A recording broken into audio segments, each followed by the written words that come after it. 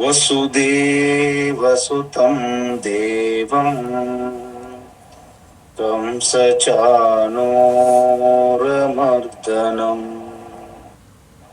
దేవకీ పరమానందం కృష్ణం వందే జగద్గురుం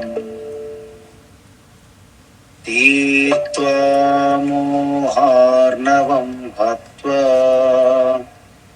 రాగద్వేషాదిరాక్షసాన్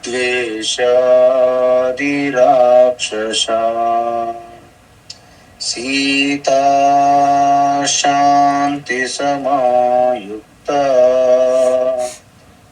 ఆత్మా రామో విరాజతే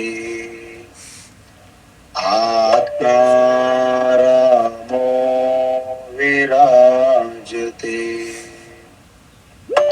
ఆత్మస్వరూప బంధుగణం భగవద్గీత జ్ఞానయజ్ఞం ప్రవాహములో 10వ అధ్యాయం అంటే విభూతి యోగం.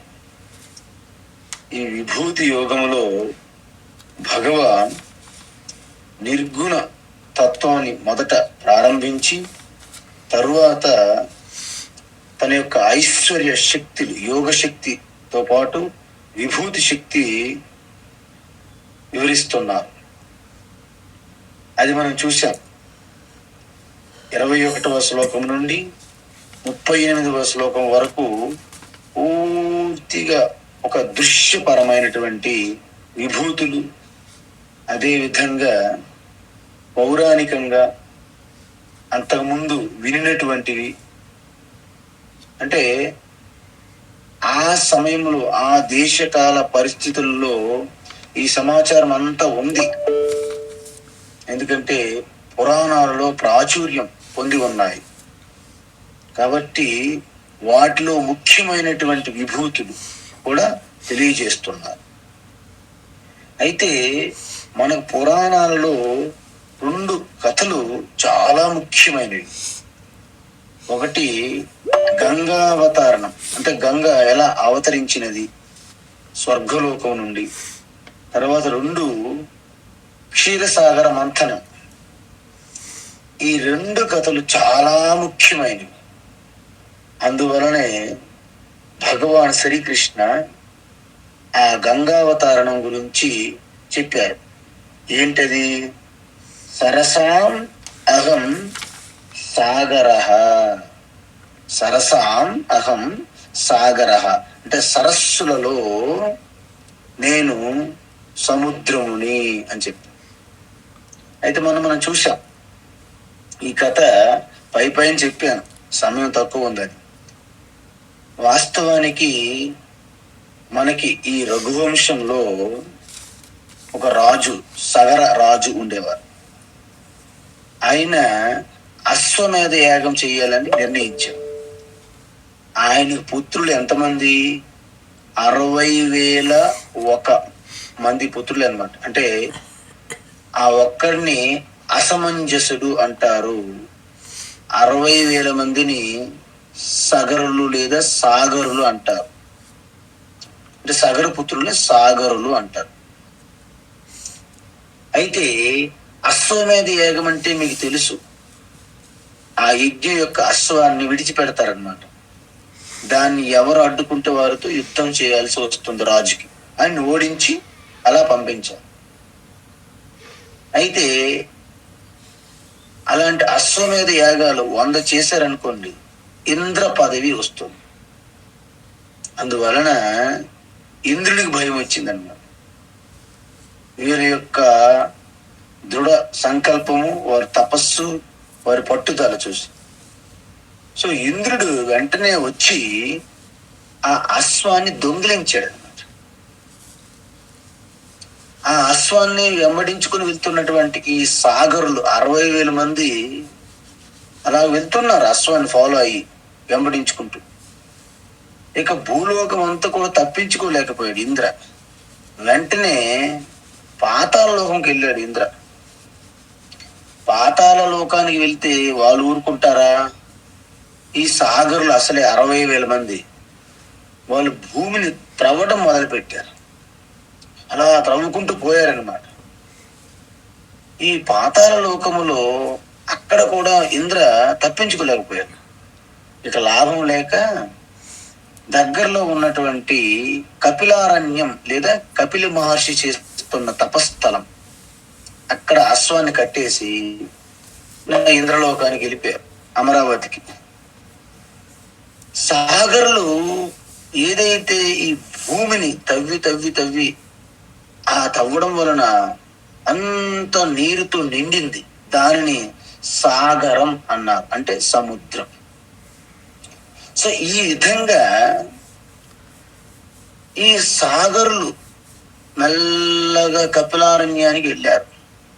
చూస్తే కపిల మహర్షి అక్కడ తపస్సు చేసుకుంటున్నారు.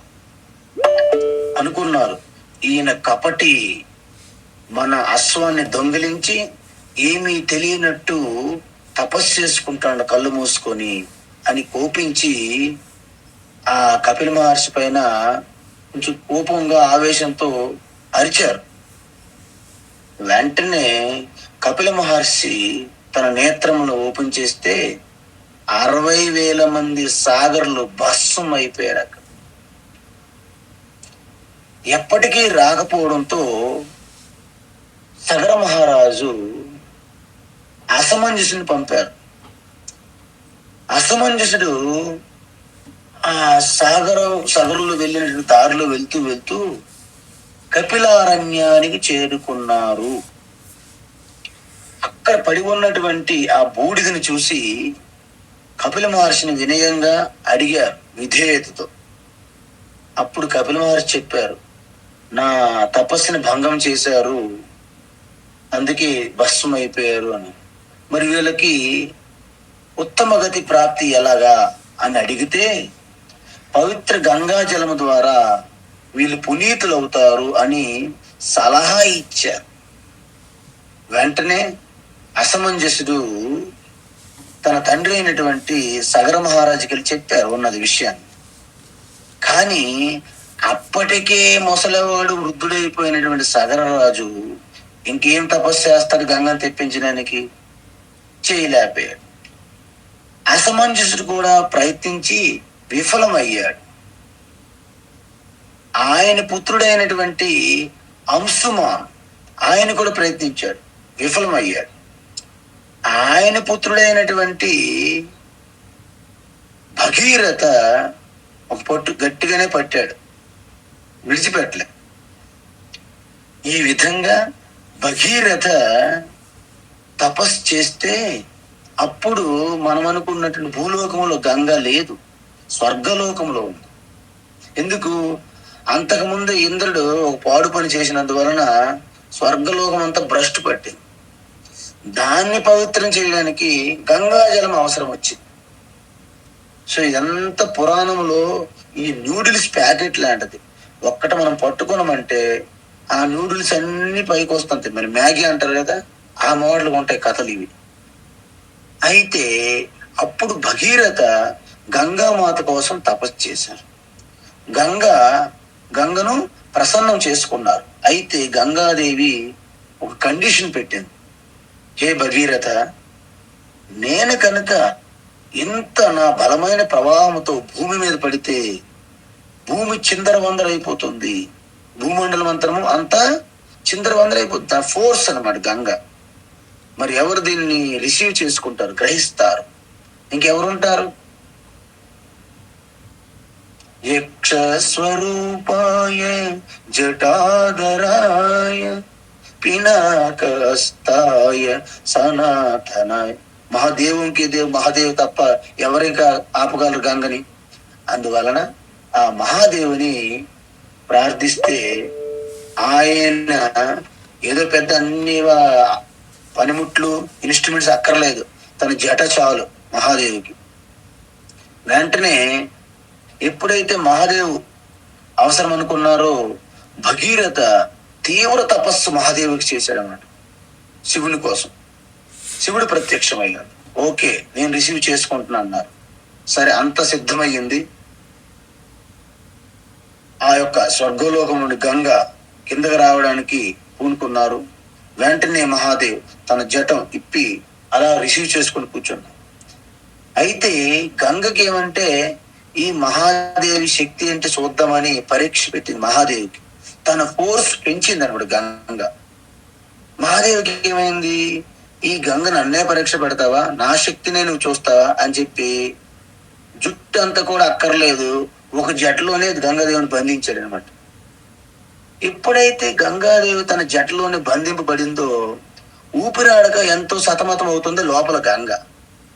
బయట గంగ రాలేదని ఎంతో కష్టపడుతున్నాడు భగీరథ. ఇక్కడ రెండు సమస్యలు, ఇక్కడ భగీరథ విలువెల్లాడుతున్నాడు, లోపల ఊపిరాడక గంగ విలువెల్లాడుతుంది. మళ్ళీ భగీరథ మళ్ళీ తపస్సు ఎవరో చేశారు, మళ్ళీ మహాదేవ్. అప్పుడు తన యొక్క జట నుండి అలా విడిచిపెట్టాడు గంగని. అయితే ఇక్కడ మనం అర్థం చేసుకోవాలి, ఈ బ్రహ్మతత్వము ఆత్మతత్వ రహస్యం, ఈ జ్ఞానము బ్రహ్మ విద్య కేవలము ఈశ్వరు నుండే వస్తుంది అనడానికి ఇదే ఒక ఉపమానం, ప్రతీక.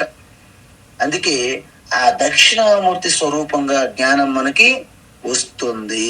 ఇది ఒకటి. అయితే వెంటనే తన జట నుండి గంగ ఎప్పుడైతే ప్రవహిస్తుందో, గంగ ఒక మాదిరిగా ఉండదు, తన ఇష్టం వచ్చినట్లు ప్రవహిస్తుంది. ప్రవహిస్తూ ప్రవహిస్తూ అనేక ఆశ్రమాలు ముంచేస్తుంది వరదల్లా. అక్కడ ఉన్నటువంటి జన్ను ఋషి ఆశ్రమాన్ని ముంచేసింది. ఆయన వెంటనే కోపం వచ్చింది. వెంటనే తన కమండలను తీసుకుని మంత్రించి ఆ గంగాజలను మొత్తం తాగేశాడు. ఇప్పుడు గంగ ఎక్కడ ఉంది, జన్ను ఋషి ఉదరంలో ఉంది, పొట్టలో ఉంది. మళ్ళీ భగీరథకి మళ్ళీ కష్టాలు వచ్చాయి, ఆయన విడిచిపెట్టట్లేదు. అది మనం గమనించాలి.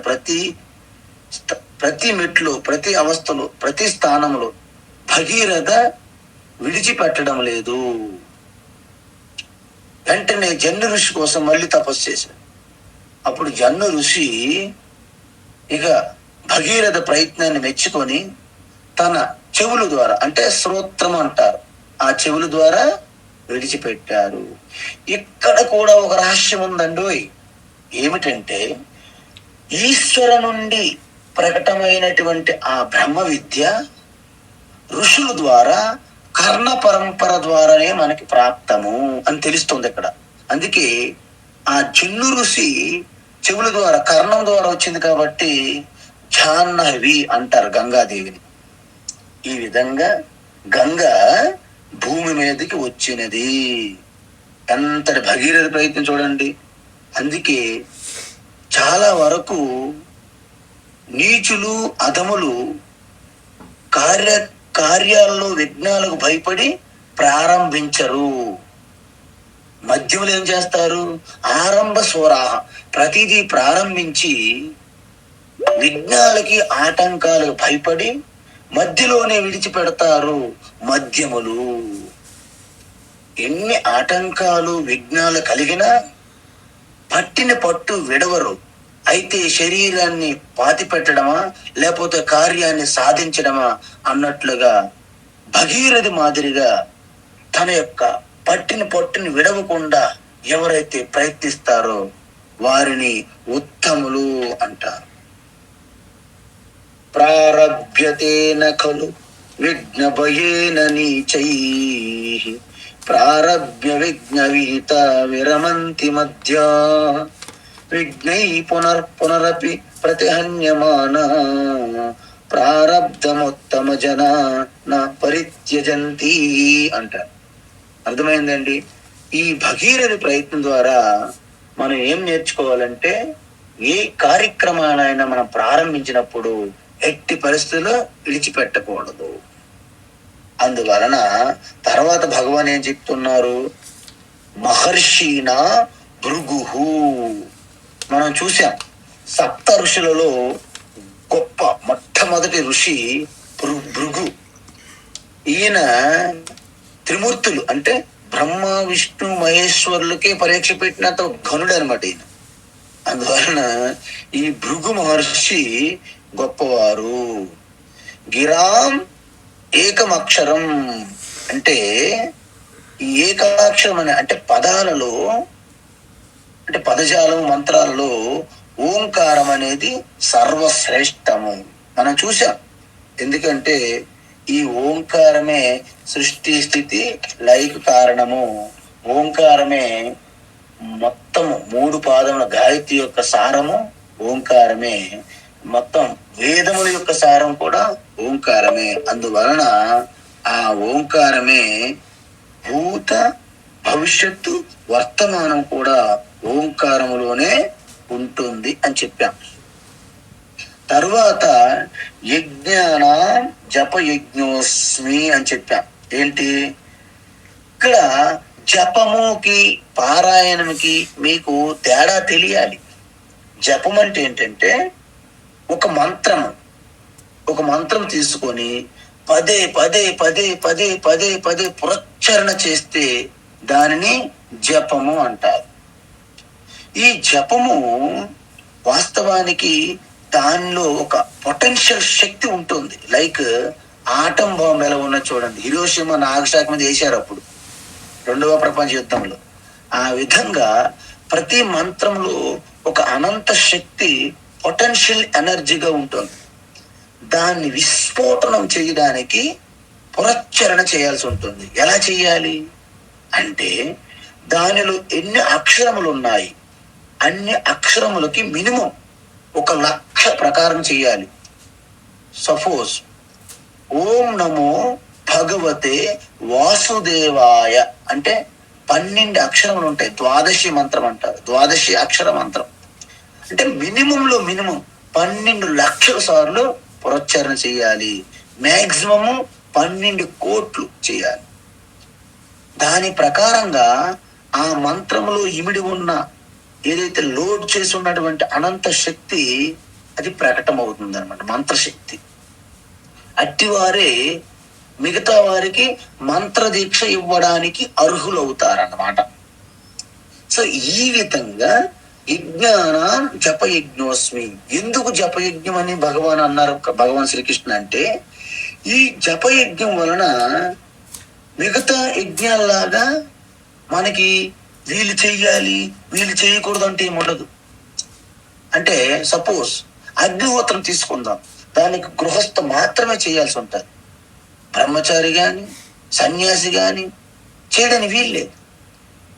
అదేవిధంగా ఒక రాజస్వ యాగం గాని క్షత్రియులు మాత్రమే చెయ్యాలి. అదేవిధంగా ఇంకా కొన్ని ఆడవాళ్ళు చేయాల్సి ఉంటుంది, కొన్ని మగవాళ్ళు చేయాల్సి ఉంటుంది. ప్రతిదానికి నియమాలు నిబంధనలు ఉన్నాయి, విధి నిషేధం ఉన్నది. కానీ జప అందరూ చెయ్యొచ్చు. అన్ని కాలాల్లోనూ అన్ని ప్రదేశాల్లోనూ చేయాల్సిన యజ్ఞము జప యజ్ఞము. ఇంకొకటి ఏంటంటే ఈ జప యజ్ఞములో మనకి ఎటువంటి హింస చేయాల్సిన అవసరం ఉండదు. జపయజ్ఞంలో ఎటువంటి హింస అక్కర్లేదు. ఎందుకు? మిగతా యజ్ఞములలో కొంతపాటి హింస జరగడానికి అవకాశం ఉన్నది. అందువలన ఎటువంటి హింస లేదు. తర్వాత దీనికి ఎటువంటి ధనం వ్యయం ఖర్చు కాదు, ఎటువంటి ఖర్చు అక్కర్లేదు. ఎందుకు? మీరు ఒక దగ్గర ఒక పవిత్రమైన స్థలంలో ఆసనం వేసుకొని మీరు పదే పదే మంత్రాన్ని ఉచ్చారణ చేయాలి, జపించాలి. ఈ విధంగా ఈ జప యజ్ఞం అనేది సర్వశ్రేష్ఠ యజ్ఞాలలో అని భగవాన్ చెప్పారు. అందువలన మీకు అనేక ఆరోగ్యం కారణంలోను అనేక దేశకాల పరిస్థితుల్లోనూ మీకు అనేక యజ్ఞాలు అనుకూలంగా ఉండకపోవచ్చు. కానీ జపం ఎటువంటి ప్రాబ్లం లేదు. ప్రతి ఒక్కరూ లేచినప్పటి నుండి పడుకున్నంత వరకు ఈ జప యజ్ఞాన్ని మీరు చేసుకోవచ్చు. అయితే దీంట్లో ఒక నిబంధన ఉన్నది. కోరికలతో చేయడం వలన మీ ఆధ్యాత్మిక వృద్ధి ఉండదు. కానీ నిష్కామంగా జపం చేస్తే మీకు ఈశ్వరుడు పూర్తిగా అంతఃకరణ శుద్ధి ద్వారా దదామి బుద్ధి యోగం తం ఏన మాముపయాంతి తే అన్నారు.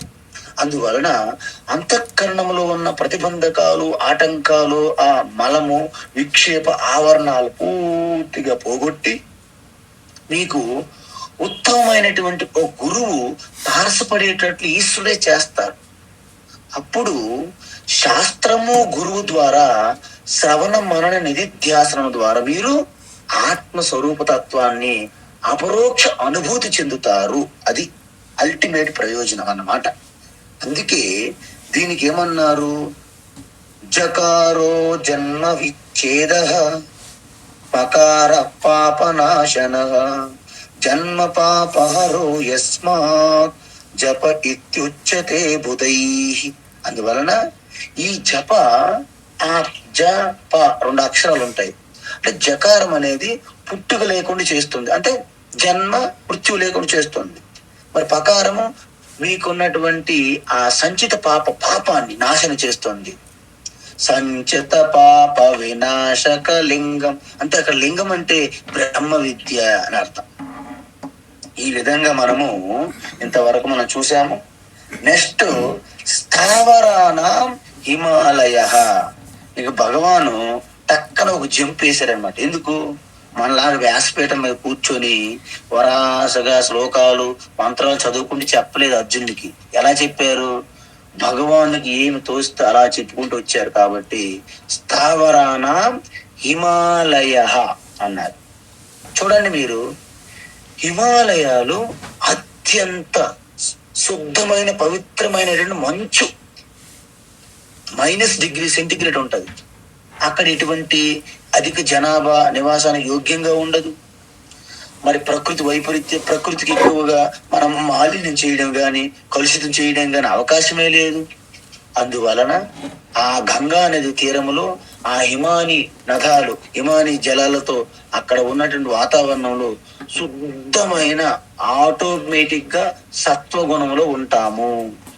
అందువలనే హిమాలయ ఋషులు యోగులు ఆ కందరాలలోను ఆ గుహలలోను అక్కడ ఎక్కువగా ఆశ్రమాలు వెలసడం జరిగినది. ఇప్పటికి కూడా రిషికేశు, హరిద్వారు, ఉత్తరకాశీ, గంగోత్రి, బద్రీనాథ్, కాశీ వరకు, అలహాబాద్ కాశీ వరకు, ప్రయాగరాజ్ వరకు సన్యాసులకి అడ్డగా ఉంటుంది. తాపసులకు, సన్యాసులకు, మహాత్ములు అందరూ కూడా ఆ అంటే ఈ గంగా హిమాలయ బెల్ట్ లోనే ఉంటారు.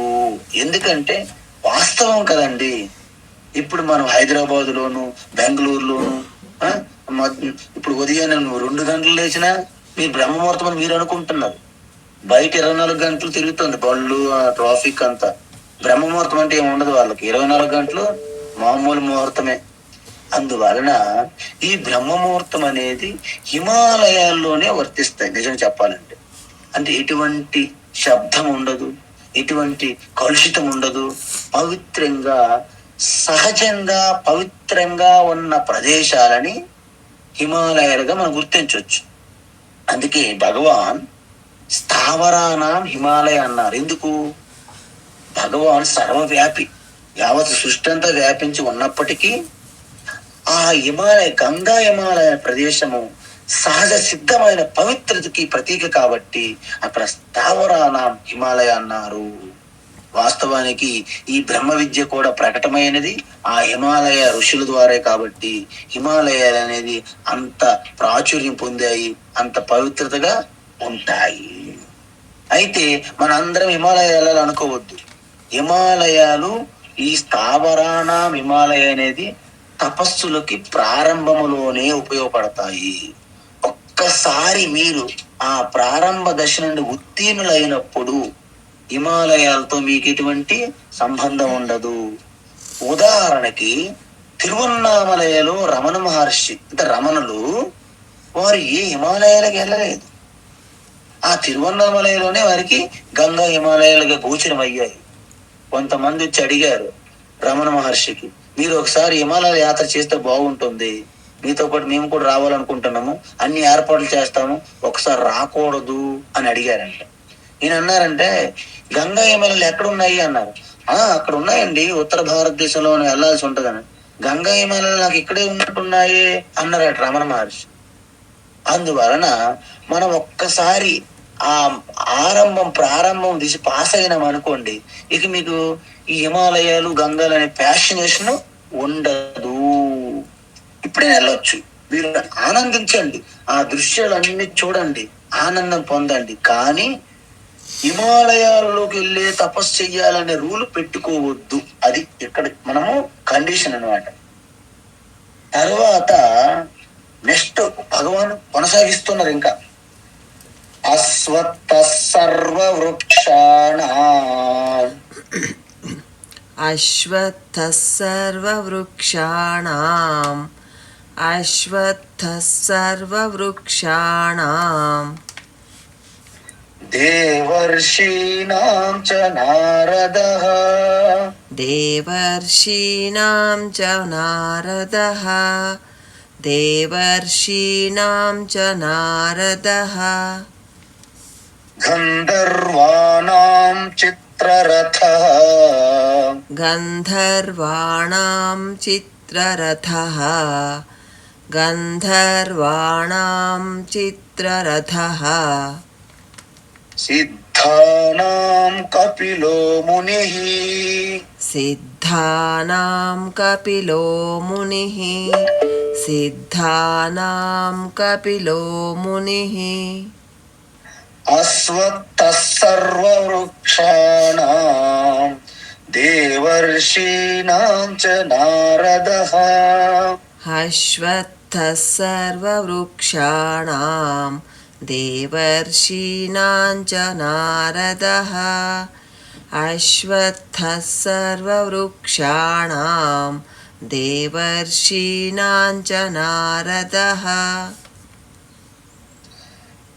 గంధర్వాణాం చిత్రరథః సిద్ధానాం కపిలో మునిః గంధర్వాణాం చిత్రరథః సిద్ధానాం కపిలో మునిః గంధర్వాణాం చిత్రరథః సిద్ధానాం కపిలో మునిః.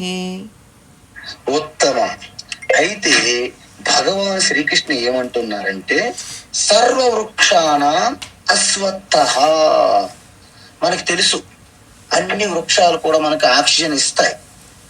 కానీ ఈ రావి చెట్టు ఉన్నది చూడండి, ఈ రావి చెట్టు అశ్వత్థ అంటారు దానికి. అయితే 15వ అధ్యాయంలో అది ఈ సృష్టికి మూలంగా ప్రతీకగా చెప్తారు. మళ్ళీ అక్కడ దీనికి మన కాంట్రడిక్షన్ అనిపిస్తుంది బయటికి చూడడానికి. కానీ ఈ వృక్షం ఏంటంటే ఈ సృష్టిలో ఉన్న వృక్షాలలో శ్రేష్టమైన వృక్షంగా మనం చూస్తాము. మనం ఎలాగైతే గోవుకి సకల దేవతా స్వరూపినిగా గోవుని ఎలాగైతే మనం దర్శిస్తామో, ఈ అశ్వత్థ వృక్షములో కూడా ఒక గొప్ప ప్రయోజనములు మనకి ఉన్నాయి. అందుకే అశ్వత్థ వృక్షంలో మనకి సాక్షాత్తు త్రిమూర్తులు ఉన్నారు అని చెప్తారు. ఏమిటి? మూలతో బ్రహ్మ రూపాయ మధ్యతో విష్ణు రూపిణే అగ్రత శివ రూపాయ వృక్షరాజాయ తే నమః అన్నారు. అంటే ఈ రావి చెట్టు, అందుకే మనం ఎక్కడైనా సరే ఒక టెంపుల్ దగ్గర రావి చెట్టు వేప చెట్టుని పెడతాము. అలాగే పంచవటి కూడా మనము వేస్తుంటారు మన వాళ్ళు. అందువలన ఈ రావి చెట్టు మూలములో సృష్టికర్త బ్రహ్మ, మధ్యలో విష్ణు, ఆ చివరి భాగములో శివ. అంటే ఏమి లేదు, యావత్తు సృష్టికి, సృష్టి స్థితి లయకు కారణమైనటువంటి త్రిమూర్తులు మనము రావి చెట్టు అందు కూడా మనము ఆరోపించవలను, అంటే ఆరోపించవచ్చును, ఆవాహన చేయగలం. చూసారా? అంటే ఒక్క రావి చెట్టులో ఈ సృష్టి స్థితి లయ తుమి హో బ్రహ్మ తుమి హో విష్ణు తుమ్ హో శంకర రూప. అందువలన వృక్షరాజతే నమః, నీ అందే బ్రహ్మ విష్ణు శివ ఉన్నారు కాబట్టి నీకు నమస్కారములు అని చెప్తున్నారు. ఇంకో ఏంటంటే ఈ యొక్క రావి చెట్టు మనకి చాలా ఆక్సిజన్ ఇస్తుందని చెప్తారు. మీరు విన్నారో లేదు కానీ. అందువలన రావి చెట్టు చాలా ఆరోగ్యపరంగా సైన్స్ ప్రకారం కూడా రావి చెట్టు మంచిది. అందువలన రావి చెట్టు యొక్క కొమ్మలు మిగతా దేనికి పనికిరావు, కేవలము యజ్ఞములకు సమిధులుగానే వాడుతారు. చూసారా? అంటే ఆ రావి చెట్టు స్వతహాగానే ఒక పవిత్రత కలిగి ఉన్నది. అదే విధంగా దేవర్షి అంటే దేవర్షినాంచ నారద. చూసారా? మన భూలోకములో ఉన్నటువంటి ఋషులు ఎలాగైతే ఉన్నారో స్వర్గలోకము దేవలోకములో కూడా ఋషులు ఉంటారు. కానీ వారందరిలో శ్రేష్టతమ నారద. అయితే నారద గురించి మనకు తెలిసింది చాలా తక్కువ. మనం పురాణాల్లోనూ సినిమాల్లో చూసి ఈయన కలహాలు ఎక్కువగా తగులు పెడుతుంటాడు, వారికి వీరికి యుద్ధాన్ని క్రియేట్ చేస్తుంటాడు. అంటే నారద అనగాన ఒక చిన్న చూపు, అంటే మరి మనకు అలాగా అది ఒక తప్పుడు పరంపర తీసుకుని వెళ్ళి నారదని మనము కించపరిచినట్లు మనము సినిమాల్లో పెడుతుంటాము. అదే రేలంగియో లేకపోతే ఎవరో బ్రహ్మానందమో అలాంటి వాళ్ళని నారద గెటప్ పెట్టి ఆయన కమెడియన్ చేయిస్తాం మనం. కానీ వాస్తవానికి నారద అంటే ఏంటి? నారం ఆత్మజ్ఞానం లేదా జ్ఞానం. జ్ఞానం అంటే జ్ఞానము, దా అంటే దదాతి అంటే జ్ఞానాన్ని ఇచ్చే దాతని నారద అనాలి. అందుకే నారద కేవలము అక్కడికి ఇక్కడికి వెళ్ళి కమ్యూనికేటరే కాదండోయ్, సాక్షాత్తు అంటే విష్ణుమూర్తి అవతారంగా చెప్తారు భాగవతంలో.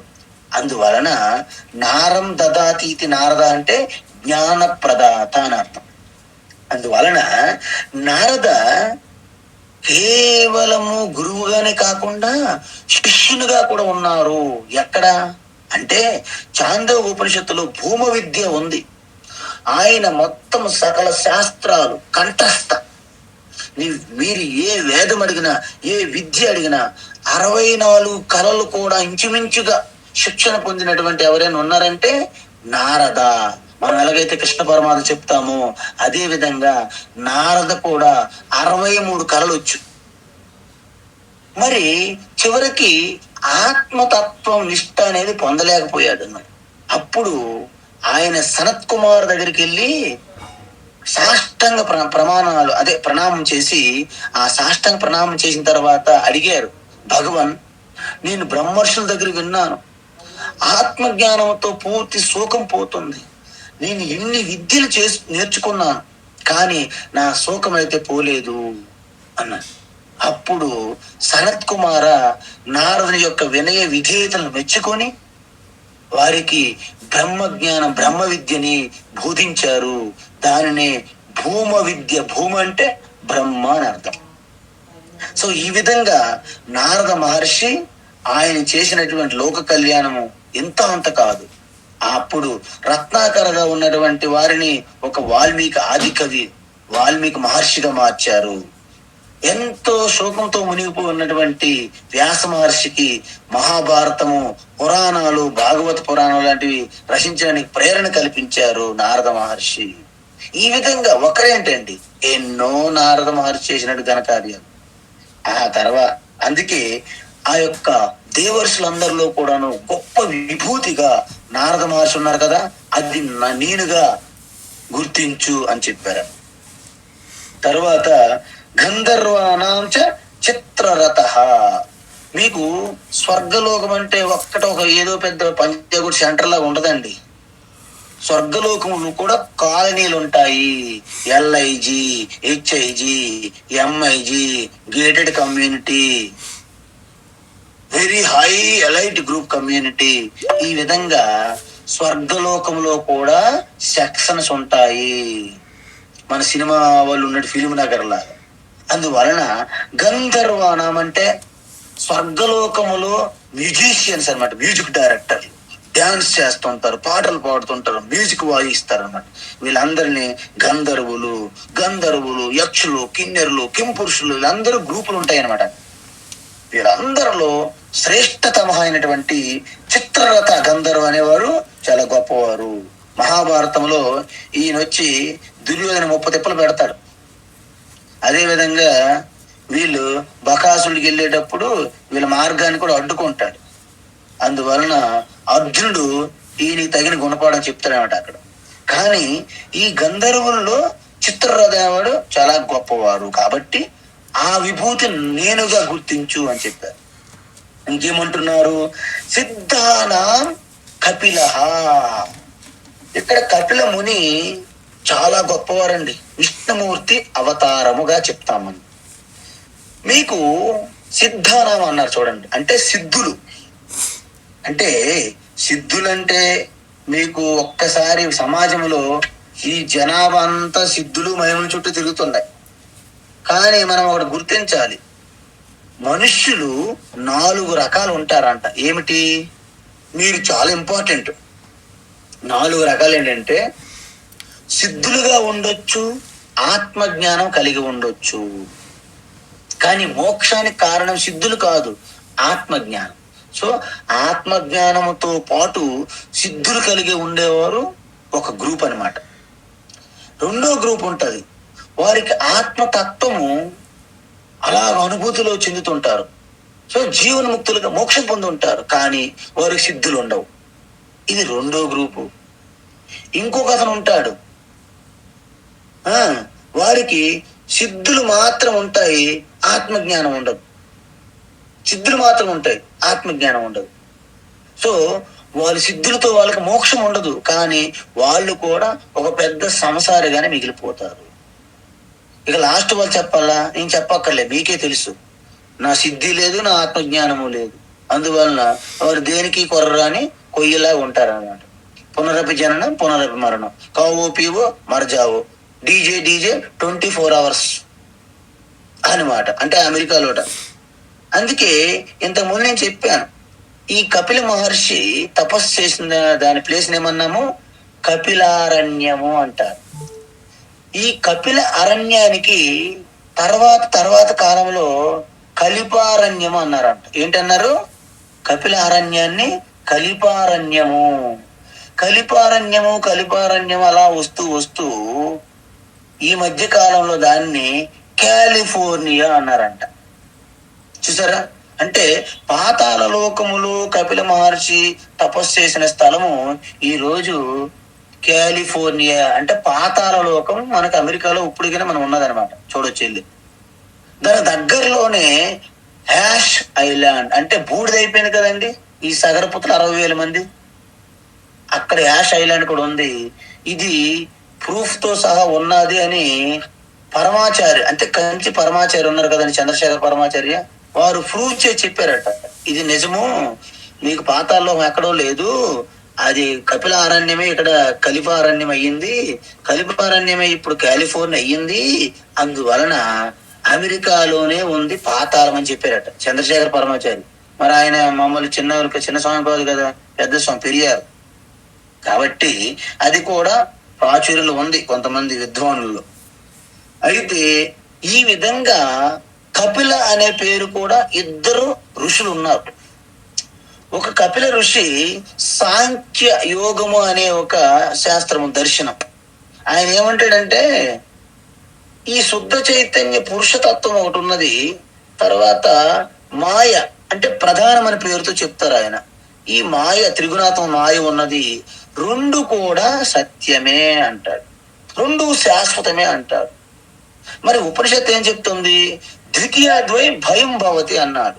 2 ఉంటేనే నీకు సంసారం అంటాను. అందుకే జనరల్ గా సమాజంలో పెళ్ళయిందా అయినా లేదా, ఓకే పెళ్ళయిందా, నీకు సంసారం స్టార్ట్ అయింది అంటారు. అంటే ద్వితీయాద్వై భయం భవతి, 2 వచ్చిందంటే భయం, కాబట్టి నీకు సంసారం స్టార్ట్ అయ్యిందని ఊరికే అంటారు. నేను జోక్ అన్నాను, మీరేం సీరియస్ తీసుకోకూడదు.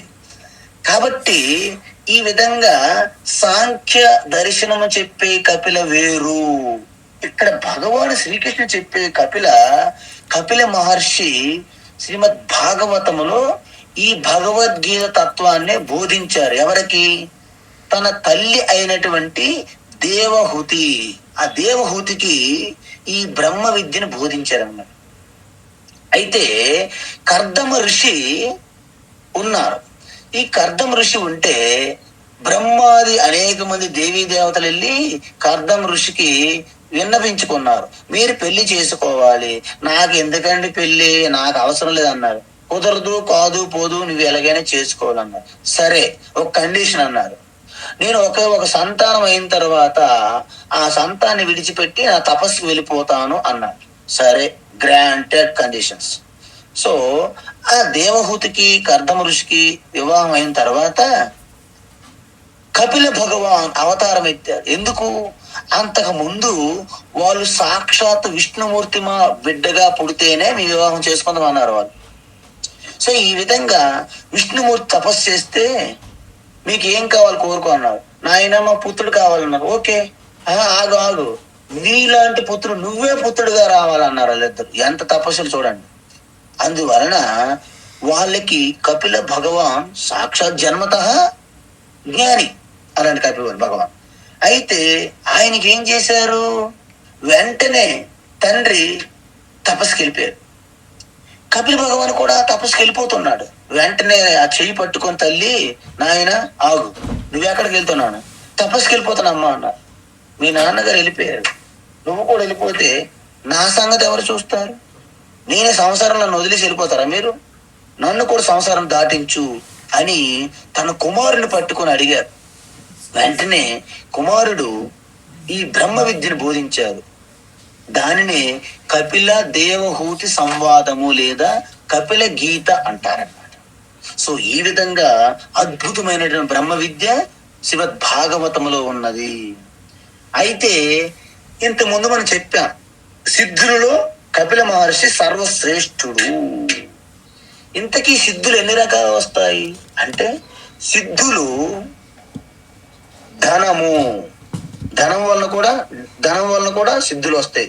అంటే అనేక రకమైనటువంటి ఆ యొక్క స్టోన్స్, జెమ్స్ ఉంటాయి ఈ ప్రకృతిలో, వాటి వలన కూడా కొంతమంది సిద్ధులు ఉంటాయి. తర్వాత మంత్రం ద్వారా కూడా సిద్ధులు వస్తాయి. కొన్ని మంత్రముల ద్వారా పవర్స్, ఆ యొక్క చెప్పాను కదా, పునరుచ్చరణం అన్ని చేస్తే, ఆ అనుష్ఠానం చేస్తే మంత్ర సిద్ధులు ఉన్నాయి. తర్వాత ఔషధముల వలన కూడా సిద్ధులు వస్తాయి. ఔషధాలు వాడతారు సిద్ధుల కోసం. కొన్ని లేపనాలు వాడితే కొంతమంది సిద్ధులు ప్రదర్శిస్తారు. తరువాత జన్మత సిద్ధులు ఉన్నాయి. కొంతమందికి పుట్టినప్పటి నుండి సిద్ధులతో పుడతారు. 4వది 5వది యోగత సిద్ధి, తపస్సు చేసి సిద్ధులు సాధించవచ్చు. మీకు తెలుసు, విశ్వామిత్రుడు లాంటి వాడు, ఇంద్రజిత్తుడు లాంటి వాడు, ఎంతో మంది తపస్సుల ద్వారా సిద్ధులు వచ్చాయి. కానీ సిద్ధుల వలన మాత్రం మోక్షం రాదు. ఇది మీకు చెప్పాలి. ఎందుకు చెప్పాలి అంటే, అనేక సిద్ధులు కలిగినటువంటి రాక్షసులు, అసురులు, దైత్యులు, వీళ్ళందరూ కూడా మహిమాన్య సిద్ధులు కలిగి ఉన్నారు. కానీ ఎవరికి బ్రహ్మజ్ఞానం లేదు. కాబట్టి సిద్ధులకి బ్రహ్మతత్వానికి సంబంధం లేదు. కాబట్టి మీరు ఇక్కడ కన్ఫ్యూజ్ అవ్వకూడదు. ఎవరైతే సిద్ధులు ప్రకటించి విభూతులు తీయడము, రుద్రాక్షలు తీయడము, తులసిమాలలు, శివలింగాలు తీయడము, స్విస్ వాచ్లు ఇవ్వడము, అనేక రకాలైనటువంటి మన పక్షులతోని, అనేక జంతువులతోని డాన్సులు, నృత్యాలు, ఇవన్నీ కూడా ఒక అభ్యాసం, ప్రాక్టీస్ చేస్తే జరుగుతాయి అన్ని. అంత మాత్రాన వాళ్ళు బ్రహ్మజ్ఞానులు, వాళ్ళు బ్రహ్మనిష్ఠులు అని అనుకోకూడదు. వాళ్ళ దగ్గరికి వెళ్ళి మనం ఆశీర్వాదం తీసుకుంటాం తప్ప, ఆ సిద్ధులు కలిగి ఉన్నవారు కూడా సంసారులు కావచ్చు. రామాయణంలో ఇంద్రజిత్తుడు, ఆ రావణుడు, హిరణ్యాక్షుడు, అనేక మంది రాక్షసులు, తారకాసుడు లాంటి వాళ్ళు అనేక సిద్ధులు ప్రకటించారు. వాళ్ళందరూ కూడా అత్యంత అహంకార మూర్ఖత్వంతో, ఆ రజోగుణ తమోగుణంతో ఉండి సంసారంలోనే కొట్టుకుపోయారు. కాబట్టి సిద్ధులకి మన ఆత్మజ్ఞాన నిష్ఠలో ఉన్న వాళ్ళకి, ఆత్మనిష్ఠలో ఉన్న వారికి ఎటువంటి సంబంధం లేదు. అయితే కపిల మహర్షి రెండూ కలిగి ఉన్నారు. ఆయన సాక్షాత్తు బ్రహ్మనిష్ట, అదే విధంగా బ్రహ్మనిష్టతో పాటు వారు సిద్ధులు కూడా కలిగి ఉన్నారు. అలాంటి సిద్ధులలో కపిల భగవాన్ సర్వశ్రేష్ఠుడు. అందుకే సాంఖ్య దర్శనం చెప్పినటువంటి కపిల వేరు, ఈ సిద్ధులు కలిగి ఉన్నటువంటి కపిల వేరు. ఈ కపిల అంటే సాక్షాత్ విష్ణుమూర్తి అవతారంగా శ్రీమద్ భాగవతంలో చెప్పబడిన కపిల గురించి మనము చెప్పాము. ఉచ్చైశ్రవసమశ్వానాం उच्चैश्रवसमश्वानां విద్ధి మామృతోద్భవం विद्धि माममृतोद्भवम्